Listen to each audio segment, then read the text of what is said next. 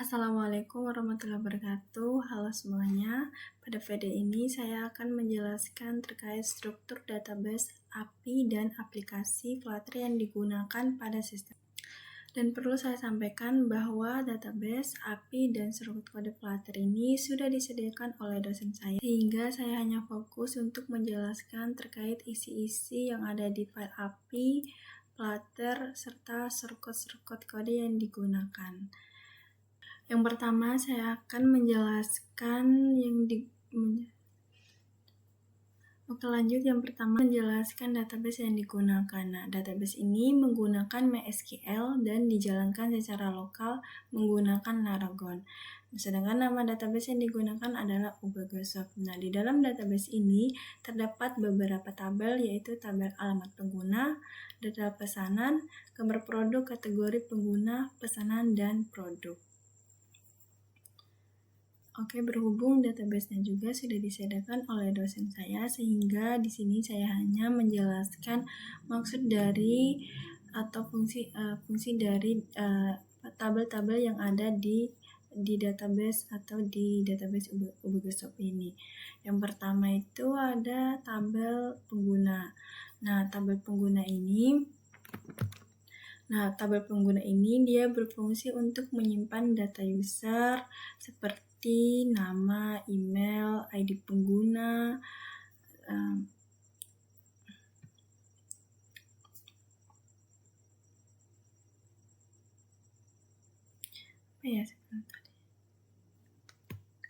Nah, tabel pengguna ini berfungsi untuk menyimpan data user seperti informasi akun pengguna aplikasi, misalnya nama, email, kata sandi, peran, dan lain sebagainya itu. Nah, untuk isi dari tabel ini juga atau datanya juga sudah diisi oleh dosen saya atau sudah disediakan. Oke, selanjutnya itu tabel alamat pengguna. Nah, tabel alamat pengguna digunakan juga untuk menyimpan alamat lengkap pengguna yang nantinya digunakan saat proses pengiriman pesan. Selanjutnya, tabel kategori.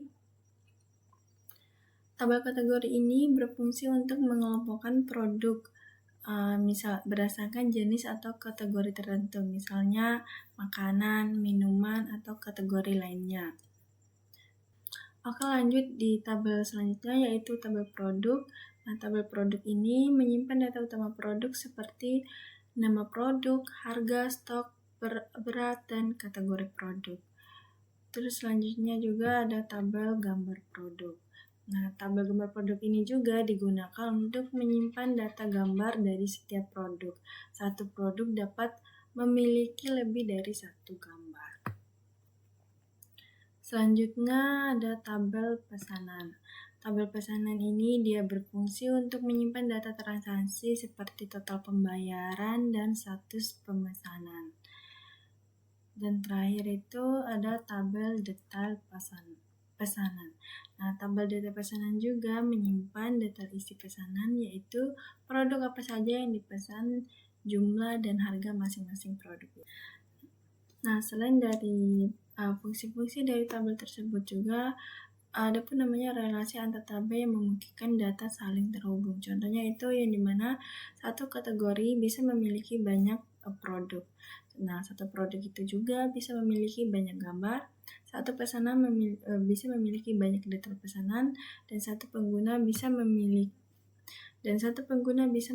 banyak pesanan. Oke, pada bagian ini saya akan menjelaskan API atau backend yang digunakan pada aplikasi Flutter. Nah, API ini dibuat menggunakan PHP dan terhubung dengan database MySQL. Fungsi utama API adalah sebagai penghubung antara aplikasi Flutter dengan database, di mana Flutter mengirim request, lalu API memproses data dan mengembalikan respon dalam bentuk JSON.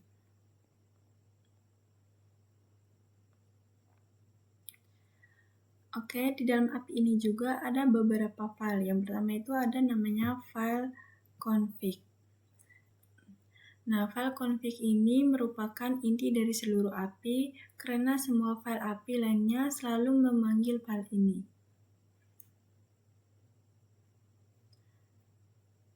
Dan di sini saya akan menjelaskan terkait shortcut kode yang digunakan dalam file config.php ini.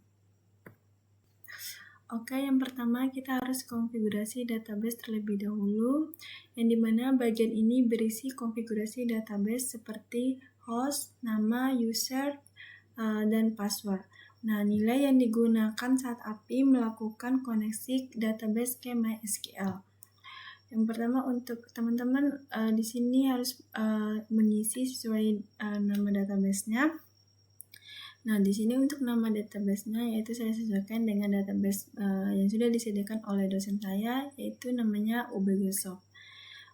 Di sini DB host-nya yaitu localhost, teman-teman sesuaikan jika host-nya berbeda. Nah, untuk usernya yaitu root atau root. Untuk passwordnya teman-teman bisa untuk passwordnya teman-teman bisa dikosongkan saja. Nah, terus di sini ada header, response JSON, dan header cross. Nah, header response JSON ini maksud dari kode ini yaitu memberitahu klien bahwa respon dari API ini berbentuk JSON bukan HTML.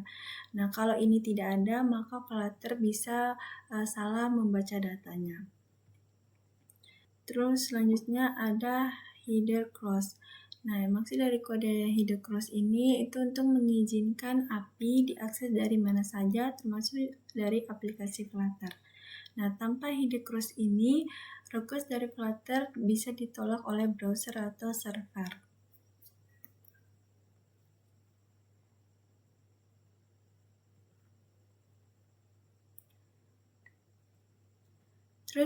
Terus maksud dari sintaks try ini menandakan bahwa kode ini di dalamnya berpotensi error dan harus diawasi.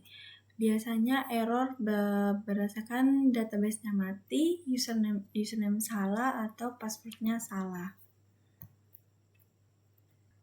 Nah, pada bagian ini kita membuat koneksi menggunakan PDO atau PHP Data Object yang dimana isinya konfigurasi database di atas. Di sini kita isi sesuai konfigurasi yang telah kita buat. Nah, maksud dari chat first bagian ini yaitu supaya mendukung emoji dan karakter khusus. Nah, PDO ini dipakai untuk semua file API. Nah, di sini ada bagian set error-nya. Jika terjadi error pada SQL, maka error akan langsung dilempar sebagai expression agar lebih mudah didebug. Selanjutnya ada set mode fetch. Nah, set mode fetch ini adalah data dari database diambil dalam bentuk error asosiatif. Terus maksud dari kode catch PDO expression ini untuk menangkap error yang terjadi saat koneksi database gagal.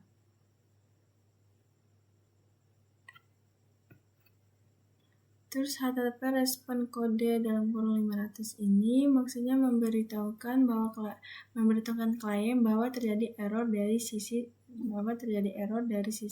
server. Terus echo JSON encode ini untuk mengirimkan pesan error dalam format JSON agar Flutter bisa membacanya.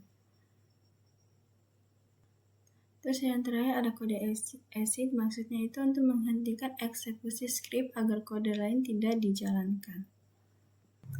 Oke, selanjutnya kita akan lanjut di file berikutnya yaitu file createorder.php.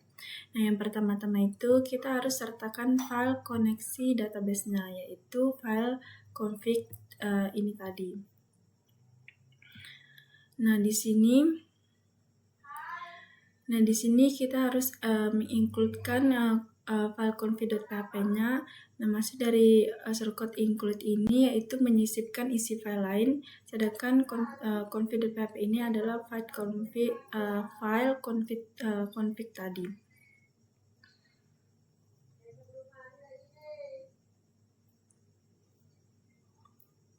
Terus selanjutnya kita akan menerima data JSON dari body request. Nah, maksud dari sintaks PHP input ini input itu untuk membaca data mentah yang dikirimkan Flutter. Terus file get contact ini untuk mengambil isinya, sedangkan JSON decode ini untuk mengubah menjadi objek PHP. Terus selanjutnya kita akan melakukan validasi data input. Nah, di dalam validasi ini ada dua shortcode, yaitu iset sama empty.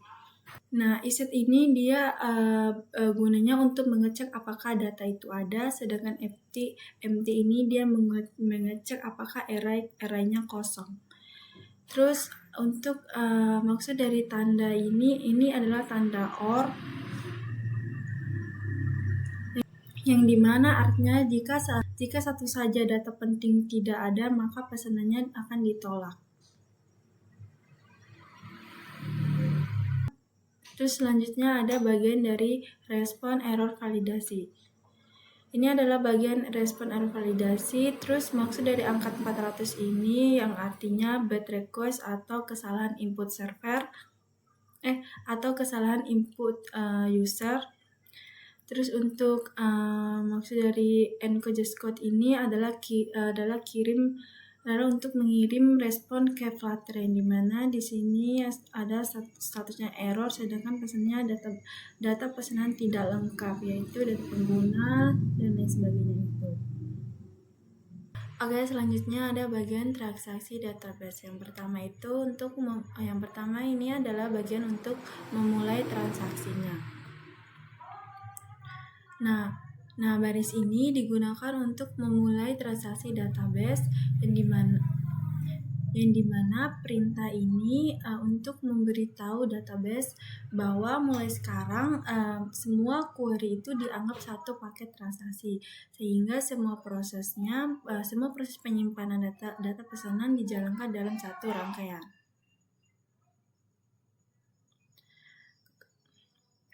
Oke, langkah pertama yaitu untuk query insert pesanan atau header. Nah, SQL pesanan ini adalah tabel pesanan, yang dimana di sini ada insert into pesanan. Nah, insert into pesanan ini maksudnya untuk menyimpan data utama pesanan yang terdiri dari kolom ID pengguna, ID alamat pengguna, nomor invoice, dan lain sebagainya itu. Terus maksud dari values ini adalah nilai untuk kolom-kolomnya tadi. Terus shortcode now ini adalah waktu server yang otomatis. Nah, sehingga query ini digunakan untuk menyimpan data utama pesanan ke dalam tabel pesanan seperti pengguna, alamat pengirim, total harga, dan status pesanan. Terus di sini ada bagian prepare statement. Nah, maksud dari prepare ini sendiri yaitu untuk menyiapkan query sebelum dijalankan. Terus di bagian ini adalah execute plus untuk kirim data. Nah, maksud dari bagian ini adalah data dari Flutter dia akan diikat ke query. Terus maksud dari Unicode ini adalah untuk membuat invoice yang unik. Sehingga pada bagian ini data yang dikirim dari Flutter dimasukkan ke dalam query yang menggunakan parameter binding. Terus langkah kedua adalah kita mengambil ID pesanan. Nah, kita akan mengambil ID pesanan yang baru saja dibuat dan digunakan sebagai relasi ke detail pesanan. Terus langkah ketiga itu query insert tabel detail pesanan. Nah, di bagian ini juga shortcode-nya hampir sama bagian tabel pesanan ini. Jadi saya akan skip untuk penjelasannya karena shortcode-nya mirip atau sama. Nah, walaupun shortcode-nya sama, query ini digunakan untuk menyimpan detail produk yang dipesan ke tabel detail pesanan. Terus ini ada bagian looping data item, yaitu untuk mengulang semua item keranjang, yang dimana setiap item disimpan satu persatu.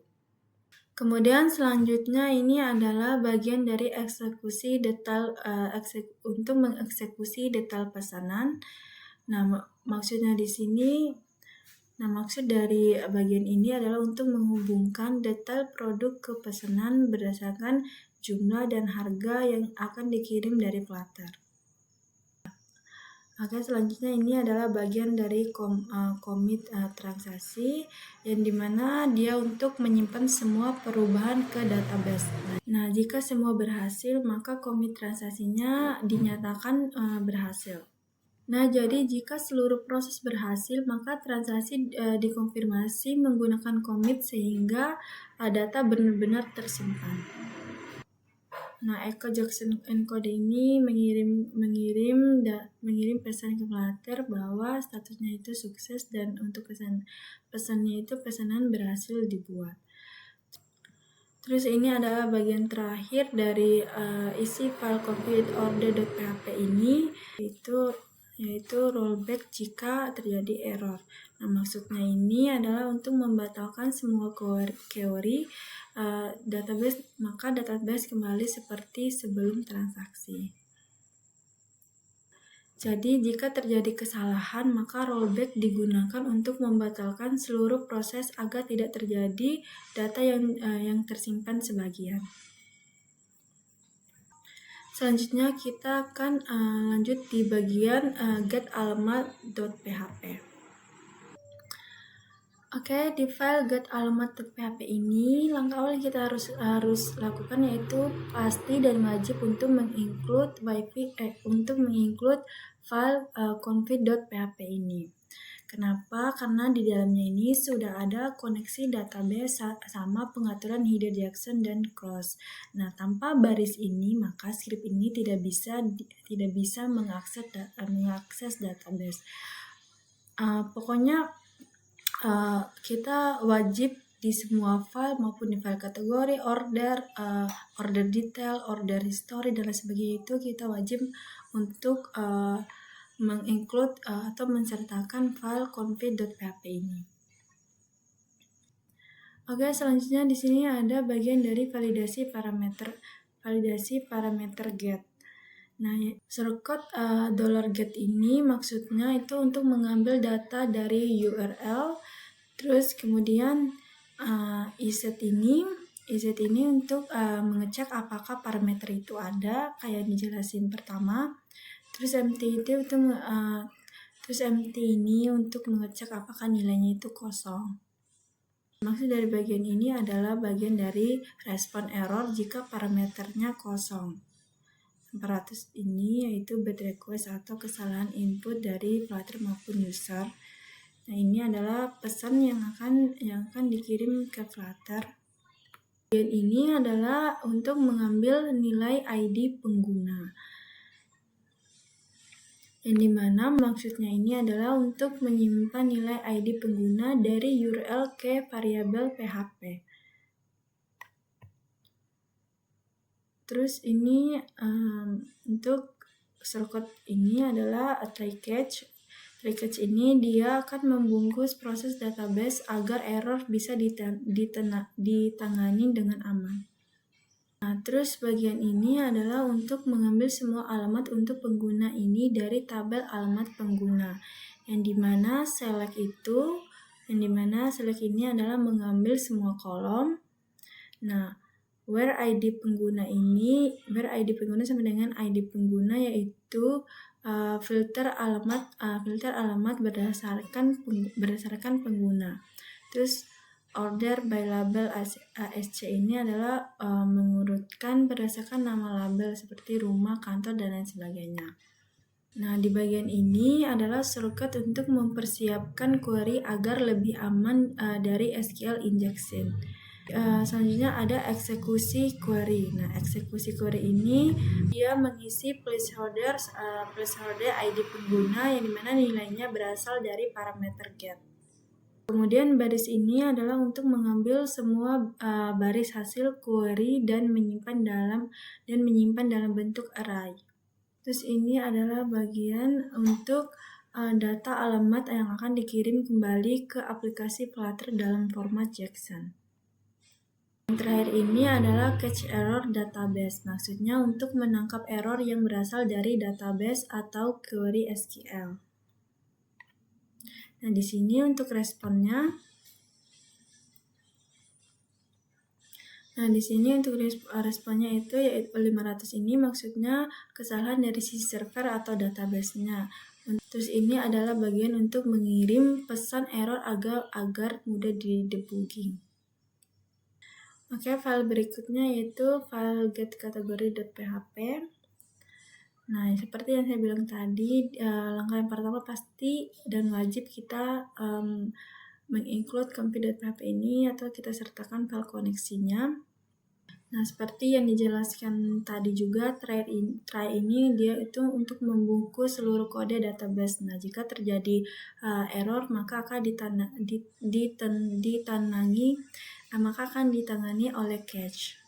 Maksud dari bagian ini adalah untuk membuat query SQL untuk mengambil semua kategori. Nah, select ID kategori nama dan slug ini dia yang artinya hanya mengambil kolom yang dibutuhkan. Terus maksud dari from kategori itu untuk mengambil data dari tabel kategori. Terus order by nama ACS ini mengurutkan kategori dari A sampai Z. Terus untuk shortcut ini dia digunakan karena query ini tidak menerima input dari user, maka aman dari SQL injeksi. Selanjutnya bagian ini adalah untuk mengambil hasil query. Mana maksud dari shortcut ini untuk mengambil semua baris hasil query yang disimpan dalam bentuk array asosiatif. Ini adalah bagian respon JSON yang sukses. Terus yang terakhir dari isi file ini ada catch PDO expression untuk menangkap error yang berhasil dari database, misalnya tabelnya tidak ada, query salah, atau databasenya mati. Terus ini adalah untuk bagian dari respon error server. Terus bagian ini adalah untuk mengirim pesan error dalam bentuk JSON. Oke, selanjutnya kita akan lanjut di file getOrderDetail.php. File getOrderDetail.php ini untuk mengambil detail lengkap pesanan, mulai dari data pesanan, alamat pengirim, sampai item produk.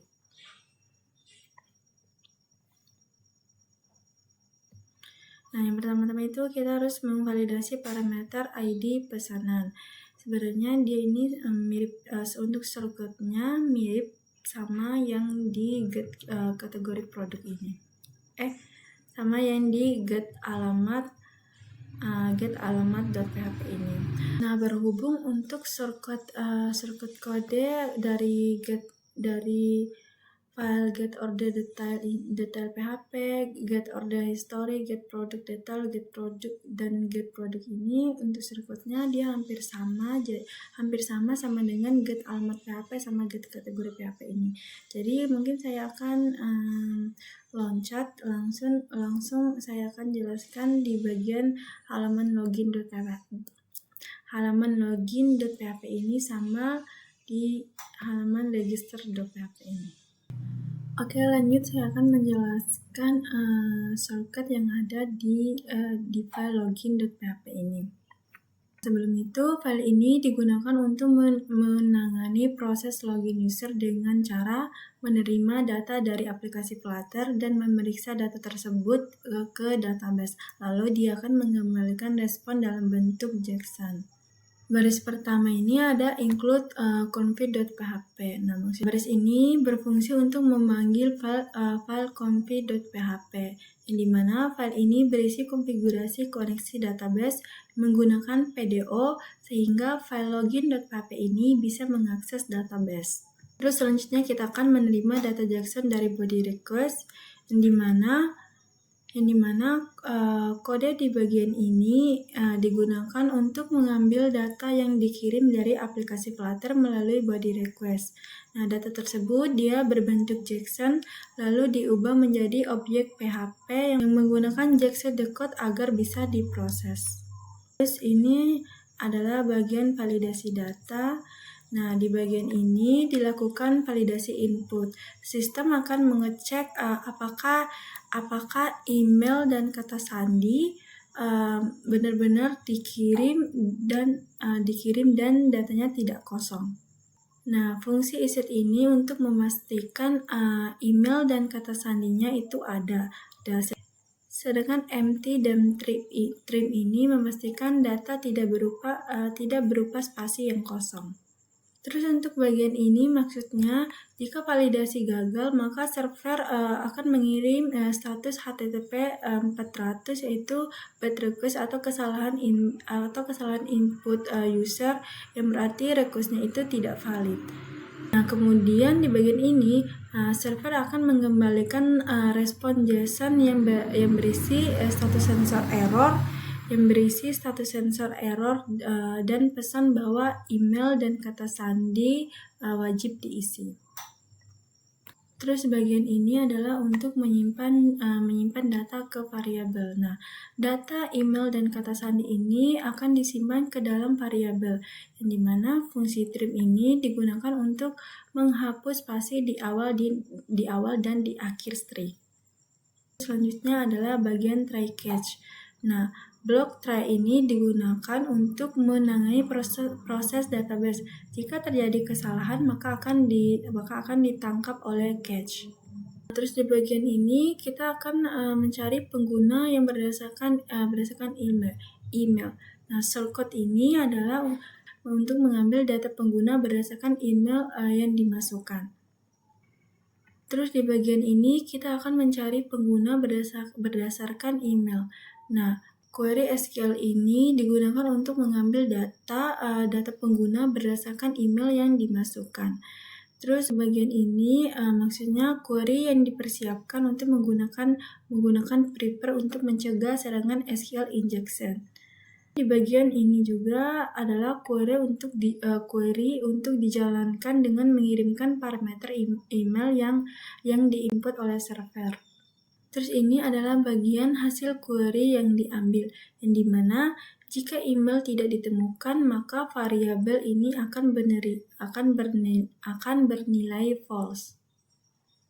Terus selanjutnya ini adalah bagian untuk kita melakukan verifikasi kata sandi, yang dimana kita akan mengecek apakah pengguna ditemukan dan apakah kata sandi yang dikirim atau placeteknya ini cocok dengan hash yang ada di database.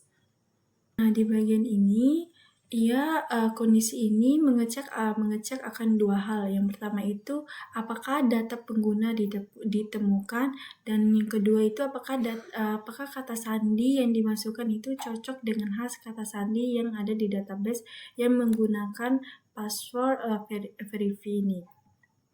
Kemudian di bagian ini maksudnya itu kata sandi dihapus dari data pengguna agar tidak dikirim kembali ke klien demi keamanan.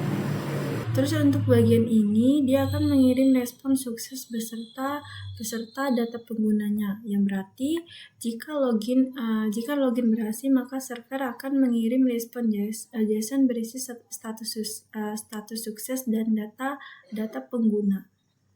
Kemudian ini adalah bagian dari login yang gagal.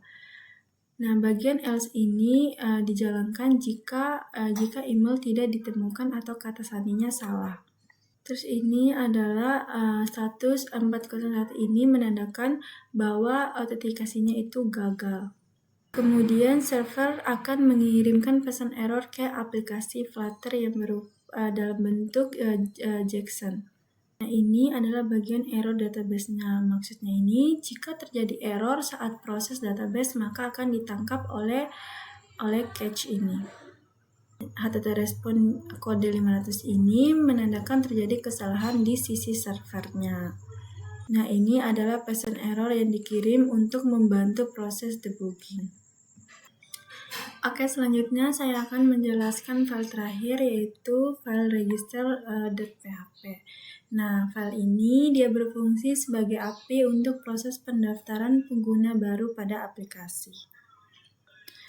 Yang pertama itu wajib kita menginclude file config.php ini. Nah, di baris ini dia digunakan untuk menghubungkan file register.php dengan file config.php yang berisi konfigurasi koneksi database menggunakan PDO. Nah, tanpa file ini, API tidak dapat mengakses database tersebut. Kemudian di bagian ini, API akan menerima data dari Flutter dalam bentuk JSON mentah. Kemudian dia akan diubah menjadi objek PHP agar bisa diakses menggunakan data nama, email, dan data kata sandi.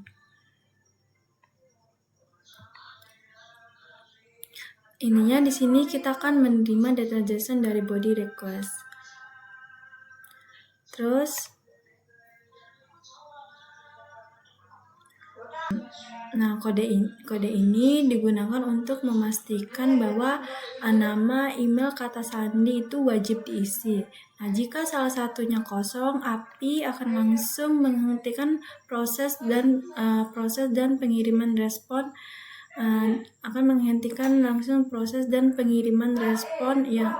respon atau status error. Nah, jika salah satu dari data ini kosong, maka API akan langsung menghentikan proses dan pengiriman respon error dengan status 400 ini atau bad request, yang dimana ini adalah kesalahan input dari usernya. Terus ini adalah bagian dari validasi format email. Nah, di bagian ini digunakan filter var. Filter var ini untuk memastikan bahwa email yang dimasukkan memiliki format yang valid, sehingga data yang dimasukkan ke database ini lebih terkontrol. Ini adalah bagian dari validasi untuk panjang kata sandi, yang dimana kode ini memastikan kata sandi memiliki minimal 6 karakter. Nah, agar akun pengguna itu lebih aman. Terus ini adalah bagian untuk query cek email yang sudah terdaftar. Nah, query ini digunakan untuk mengecek apakah email sudah pernah digunakan sebelumnya. Nah, jika email ini sudah ada di database, maka proses registrasi dibatalkan untuk mencegah duplikat akun. Kemudian pada bagian ini kata sandi pengguna tidak disimpan dalam bentuk asli, melainkan diubah menjadi hash. Nah, menggunakan algoritma BCRIPT ini bertujuan untuk menjaga keamanan data pengguna. Ini adalah query insert into tabel pengguna, yang dimana kode ini berfungsi untuk menyimpan data pengguna baru ke dalam tabel pengguna, termasuk nama, email, kata sandi yang sudah di-hash dan peran sebagai user. Kemudian dia akan memberikan respon sukses. Nah, jika semua prosesnya berhasil, API mengirim respon JSON ini dengan status sukses sebagai tanda bahwa registrasi berhasil dilakukan. Terus yang terakhir ada try catch, yang dimana struktur try catch ini digunakan untuk menangani error database. Jika terjadi kesalahan pada query, sistem akan mengirimkan peran error tanpa membuat aplikasi crash. Nah, dengan demikian file registrasi.php ini berperan penting dalam proses pembuatan akun pengguna baru dengan memperhatikan validasi data dan keamanan kata sandi. Nah, dapat saya simpulkan bahwa API pada aplikasi ini berfungsi sebagai penghubung antara Flutter dan database MySQL. Oke, dapat saya simpulkan bahwa API pada aplikasi ini berfungsi sebagai penghubung antara Flutter dan database MySQL. Nah, API ini mengatur proses login, register, pengambilan data, hingga transaksi pesanan secara aman dan terstruktur. Nah, selanjutnya saya akan melanjutkan ke bagian Flutter untuk menjelaskan bagaimana API ini diakses dan digunakan di dalam aplikasi. Serta nanti di Flutter itu saya akan menjelaskan terkait struktur folder yang ada di lib serta fungsi dari file dan isi file atau shortcut kode yang ada di Flutternya nanti.